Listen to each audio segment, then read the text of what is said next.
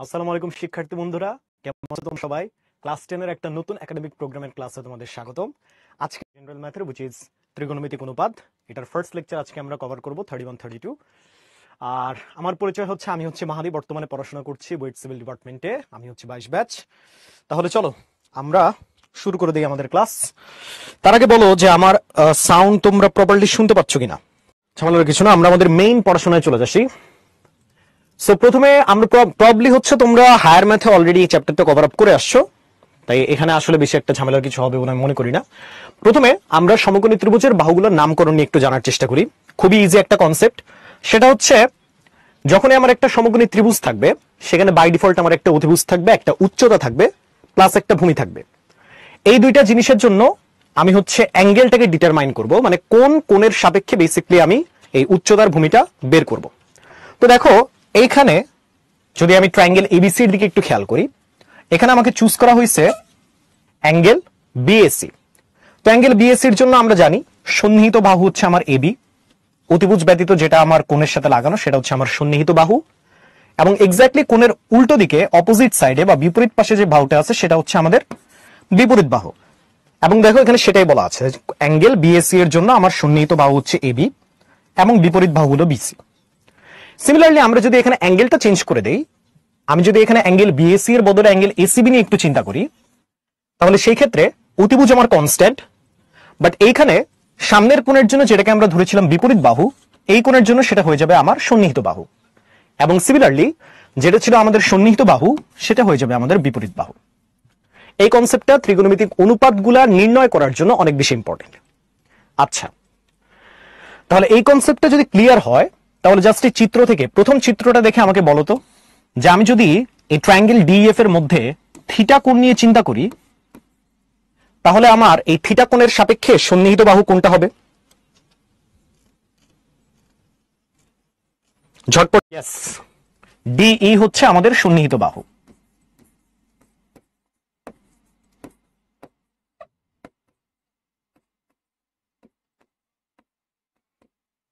এবং যদি আমরা বিপরীত বাহু নিয়ে চিন্তা করি তাহলে সেটা কি হবে বলতো?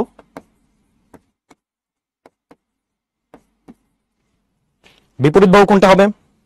EF, right. সো বিপরীত বাহু হচ্ছে আমাদের ইএফ। সিমিলারলি এইবার চলো আমরা অ্যাঙ্গেল ফাই এর জন্য একটু চিন্তা করি। অ্যাঙ্গেল ফাই এর জন্য আমাকে একটু ঝটপট জানিয়ে দাও তো যে সন্নিহিত বাহু কোনটা হবে?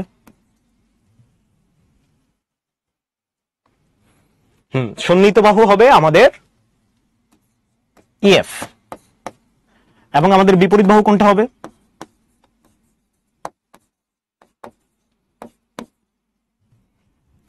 বিপরীত বাহু হবে ডিই। শাবাশ। এইবার তোমাদের কাছে একটা কুইক কোয়েশ্চেন, উভয় কেসে আমাদের অতিভুজের কি কোনো পরিবর্তন হবে বলতো?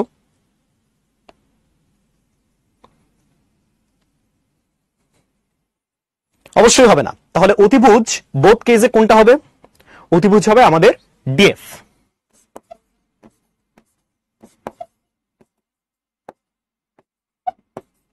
অতিভুজ ইজ ইকুয়াল টু ডিএফ। ওকে, তো এই সিমিলার প্রসেসে তোমরা হচ্ছে নিচের ট্রায়াঙ্গেলটাও করে ফেলতে পারবে, একই জিনিস। তো এখানে সময় নষ্ট করলাম না। বলো এই সিম্পল কনসেপ্টটা তোমরা বুঝছো কিনা, তাহলে আমরা সামনে আগাই।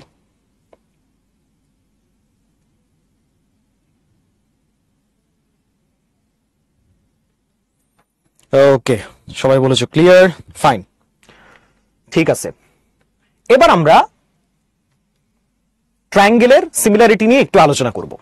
দেখো আমার এখানে অনেকগুলো ট্রায়াঙ্গেল দেওয়া, প্রতিটি ট্রায়াঙ্গেলের ভিতরে আমরা দেখতেছি একটা সমকোণ আছে।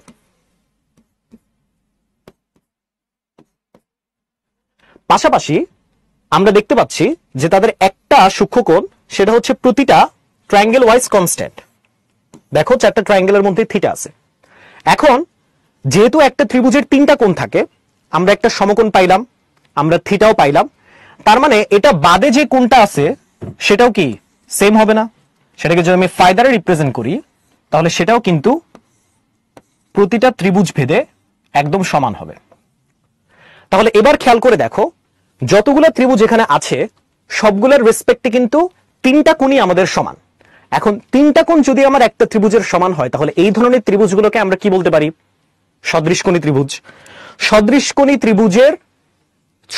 ত্রিভুজগুলো কিন্তু পরস্পর সদৃশ, তার মানে তাদের বাহুগুলোর যে অনুপাত সেটা কিন্তু অবশ্যই পরস্পর সমান হবে।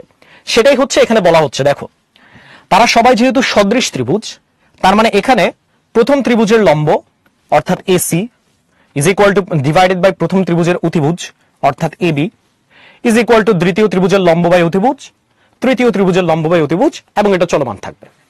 এখানে আমরা চুজ করেছি লম্ব বাই অতিভুজ, কিন্তু শুধু এই দুইটা না, তুমি যদি যে কোনো দুইটা সাইড নাও, ধরো আমি যদি এখানে ভূমি বাই অতিভুজ নিতাম, তাহলেও আমার চারটা ট্রায়াঙ্গেল বেঁধে এই রেশিওটা সমান আসতো। অথবা আমি যদি এখানে ভূমি বাই উচ্চতা নিতাম বা লম্ব যাই বলো না কেন, সেই ক্ষেত্রেও কিন্তু আমার এই চারটা ত্রিভুজ বেঁধে যে রেশিওটা সেটা কিন্তু সমান চলে আসতো। রাইট অ্যাঙ্গেল ট্রায়াঙ্গেলের ক্ষেত্রে বা সমকোণী ত্রিভুজের ক্ষেত্রে এই রেশিওগুলারই একটা নির্দিষ্ট নাম আছে, যেটাকে আমরা ত্রিগোণমিতিক অনুপাত বলে চিনি, যেটা আমরা পরের স্লাইডে দেখব।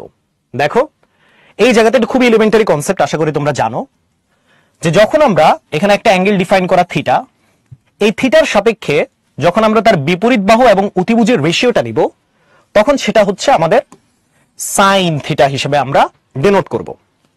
সিমিলারলি যদি আমরা সন্নিহিত বাহু এবং অতিভুজের রেশিও নেই, সেটাকে আমরা বলবো কস থিটা, এবং যদি আমরা বিপরীত বাহু আর সন্নিহিত বাহুর রেশিও নেই, তাহলে সেটা হয়ে যাবে ট্যান থিটা। ওকে, এই সেম তিনটা রেশিওকে তুমি যদি জাস্ট উল্টায় দাও, অর্থাৎ এখানে অতিভুজকে উপরে নিয়ে আসো, এখানে অতিভুজকে উপরে নিয়ে আসো, আর এখানে সন্নিহিত বাহুকে উপরে নিয়ে আসো, তাহলে তুমি পাবা কস থিটা, এবং এখান থেকে বলা যায় sine theta is equal to 1/কোসেক থিটা। কস থিটাকে যদি তুমি উল্টায় দাও, যদি অতিভুজকে উপরে আর সন্নিহিত বাহুকে নিচে নিয়ে আসো, তাহলে তুমি যেটা পাবা সেটা হচ্ছে সেক থিটা। তার মানে সেক থিটা মানে হচ্ছে cos theta is equal to 1/সেক থিটা। আর ফাইনালি ট্যান থিটার যে দুইটা বাহু, তাদেরকে যদি তুমি পরস্পর উল্টায় দাও, তাহলে তুমি যে রেশিওটা পাবা সেটা হচ্ছে কট theta, which means tan theta is equal to 1/cot theta। খুবই এলিমেন্টারি কনসেপ্ট। আমাকে একটু জানাও যে এতটুকু পর্যন্ত বুঝতে পেরেছো কিনা।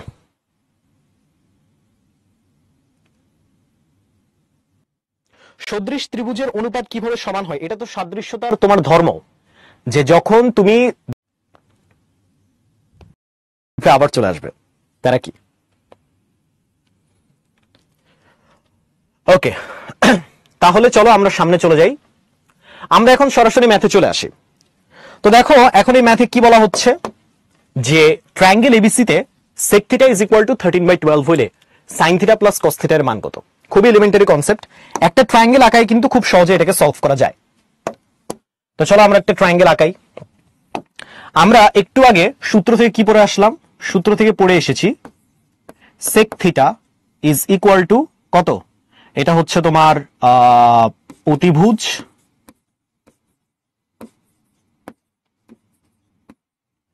ডিভাইডেড বাই সন্নিহিত, তাই তো।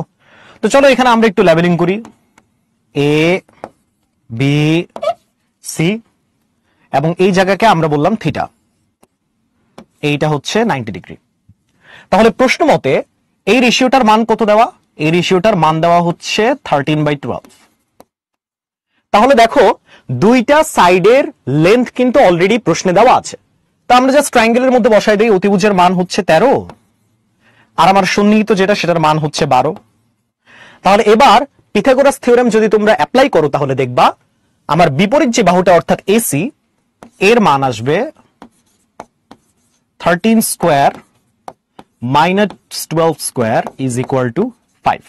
তার মানে এসি এর মান হচ্ছে 5। এইবার খুবই সিম্পল, আমরা সাইন থিটার কস থিটার মান বের করব, কারণ আমার এখন তিনটা বাহুরই দৈর্ঘ্য জানা। তাহলে চলো, সাইন থিটা, সাইন থিটা মানে হচ্ছে বিপরীত বাই অতিভুজ। শুরুর দিকের ম্যাথটা একটু ভেঙে লিখলাম, পরবর্তীতে আর ভেঙে লিখবো না। তো থিটার বিপরীত হচ্ছে এসি, অর্থাৎ এখানে হবে হচ্ছে এসি ডিভাইডেড বাই অতিভুজ এবি। দৈর্ঘ্য কত ছিল? প্রথমটা ছিল 5 ডিভাইডেড বাই 13। সিমিলারলি এবার যদি আমি কস থিটা নেই, তাহলে এটা হচ্ছে সন্নিহিত ডিভাইডেড বাই অতিভুজ।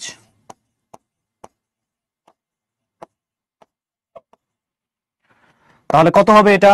এটা হচ্ছে আমাদের বিসি ডিভাইডেড বাই অতিভুজ এবি।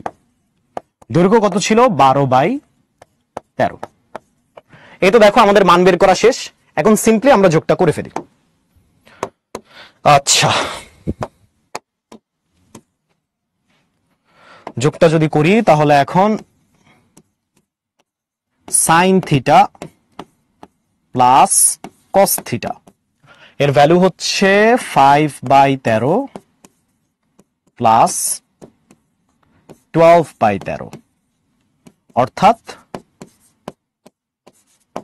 17/13। এটাই হচ্ছে আমাদের আনসার। এই হচ্ছে আমাদের টোটাল ম্যাথ। হ্যাঁ, শিহাব, সুহা, ফাহমিদা, সাদিক, নুসরাত। ওকে, তাহলে তোমাদের যেহেতু প্রবলেম নাই, আমরা হচ্ছে নেক্সট ম্যাথে মুভ অন করি। দেখো এখানে একটা সমকোণী ত্রিভুজ দেওয়া, যেখানে বলা হচ্ছে বি হচ্ছে 90 ডিগ্রি। এটা আমরা ফিগারেই দেখতে পাচ্ছি।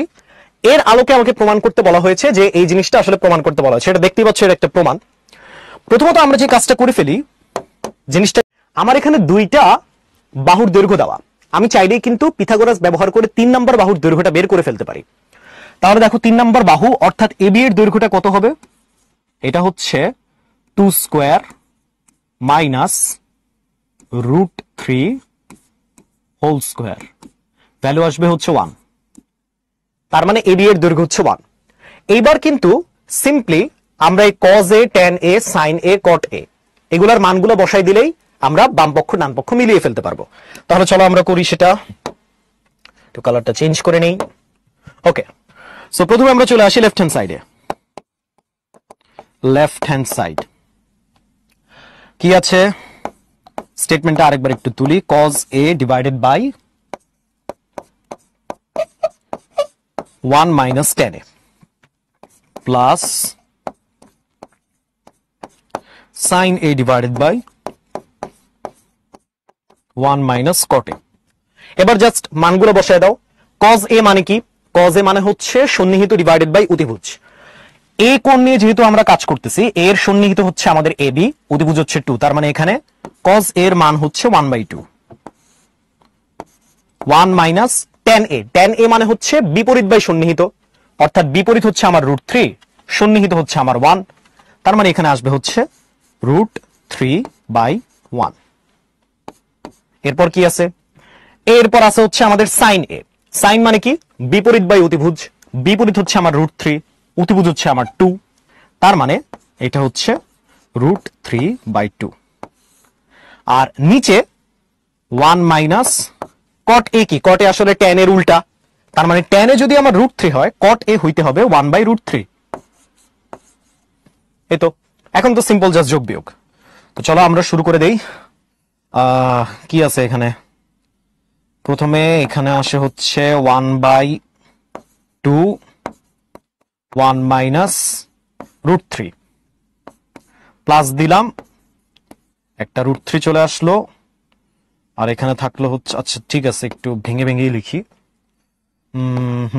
√3 ডিভাইডেড বাই √3 মাইনাস 1। ওকে, এরপর 1/2 1 মাইনাস √3 প্লাস √3 তে হয়ে গেল 3, আর 2 দিয়ে √3 মাইনাস 1। ওকে, এবার একটু খেয়াল করো, আমাদের ম্যাথ করার সুবিধার্থে আমরা এখন যেটা করব, এই √3 মাইনাস 1 এর সামনে একটা মাইনাস নিয়ে আসবো, যাতে করে আমার পদটা হয়ে যাবে কত? 1 মাইনাস √3, আর এখানে যেটা প্লাস ছিল সেটা এখন মাইনাস হয়ে যাবে।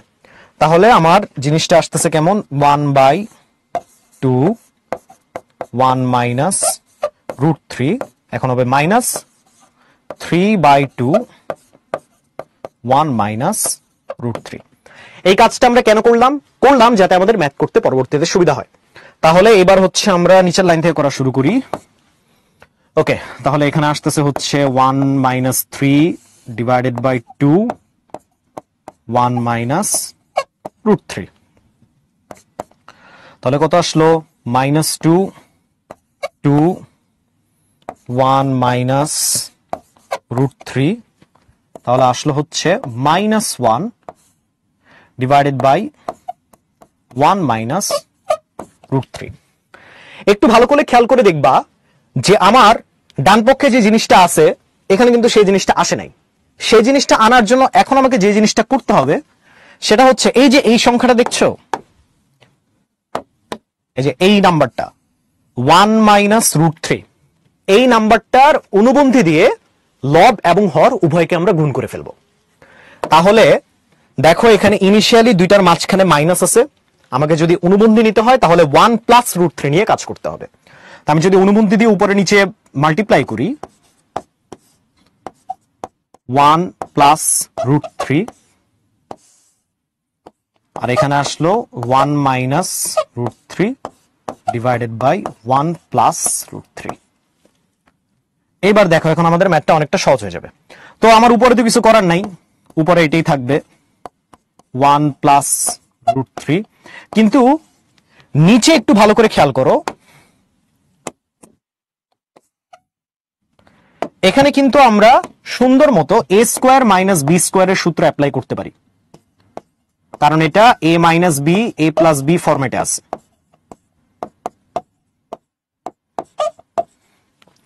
তাহলে সেই ক্ষেত্রে বলা যায় যেটা হবে 1 মাইনাস √3 স্কোয়ার করলে 3, তাহলে কত আসলো হচ্ছে -1 1 প্লাস √3, আর নিচে চলে আসলো -2। দেখা যাচ্ছে যে আমার এখানে মাইনাস মাইনাস কাটা, তার মানে আমার ফাইনাল অ্যান্সার হচ্ছে 1/2 1 প্লাস √3, যেটা হচ্ছে আমাদের রাইট হ্যান্ড সাইড।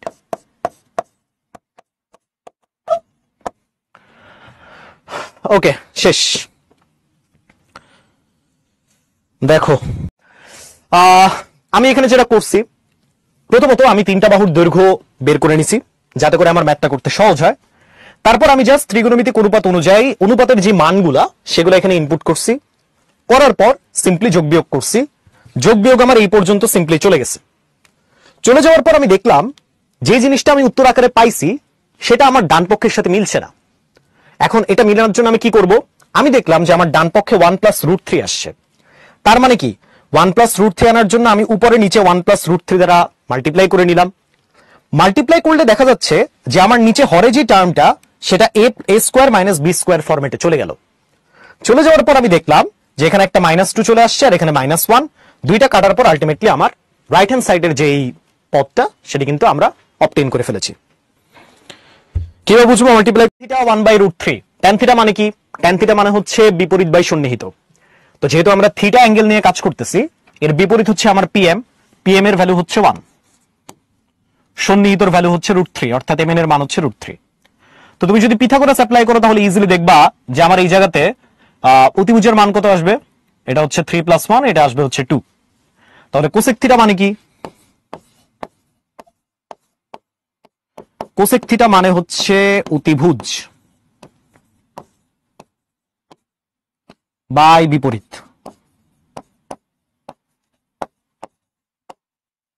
তাহলে অতিভুজের দৈর্ঘ্য কত? 2, বিপরীতের দৈর্ঘ্য কত? 1, তার মানে অ্যান্সার হচ্ছে 2, অর্থাৎ কারেক্ট অ্যান্সার হচ্ছে ডি। আমরা নেক্সট মেথে আসি। আচ্ছা, এটা একটা সুন্দর একটা কনসেপ্ট যে জাস্ট পাওয়ারের জন্য যদি তোমার ব্র্যাকেটের বাইরে কোনো একটা ত্রিকোণমিতিক রেশিও দেওয়ার পর ব্র্যাকেটের বাইরে তার কোনো পাওয়ার দেওয়া থাকে তাহলে তাকে আবার এই ফরম্যাটেও প্রকাশ করা যায়, এই আর কি, আর কিছু না। এই ফরম্যাটেও তুমি চাইলে তাকে লিখতে পারো, কিন্তু একটা কেস ব্যতীত। সেটা হচ্ছে যদি তোমার পাওয়ার পজিটিভ থাকে, নেগেটিভ থাকে, 0 থাকে, ভগ্নাংশ থাকে, যায় আসে না। কিন্তু সবসময় মনে রাখবা যে যদি সামহাউ তোমার পাওয়ার চলে আসে -1, এইটা আর এইটা দুইটা কিন্তু সেম না। এখন তোমাদের প্রশ্ন হতে পারে কেন ভাইয়া সেম না? কারণ দেখো, ধরো সাইন থিটার মান হচ্ছে আমার 1/2, এটার ব্র্যাকেটের বাইরে -1 আছে, তার মানে এটা হবে 2। কিন্তু এই জিনিসটা এটা টোটালি একটা ডিফারেন্ট টপিক। টোটালি একটা ডিফারেন্ট টপিক কেমনে? কারণ এখান থেকে তুমি হচ্ছে মানে এই জিনিসটাকে আমরা বিপরীত ত্রিগুণমিতিক ফাংশন বলে থাকি, এবং এর অপারেশনটা আরেকটু ডিফারেন্ট বইতে হয়। তোমাদের সিলেবাসে এটা নাই, সো এটা তোমাদের জানাও লাগবে না। বাট যেহেতু পাওয়ারের কথা আসছে, সেজন্য এটা মনে রাখা ভালো যে সব ধরনের পাওয়ারের জন্য এই আইডেন্টিটি হোল্ড করলেও -1 পাওয়ারের জন্য কিন্তু এই জিনিসটা সমান হবে না, দুইটা কিন্তু ভিন্ন জিনিস। বিপরীত ত্রিগুণমিতি নিয়ে তোমরা আপার ক্লাসে আরো জানবা। হ্যাঁ, অনেকটা অ্যান্টি লগারিদমের মতো। ওকে।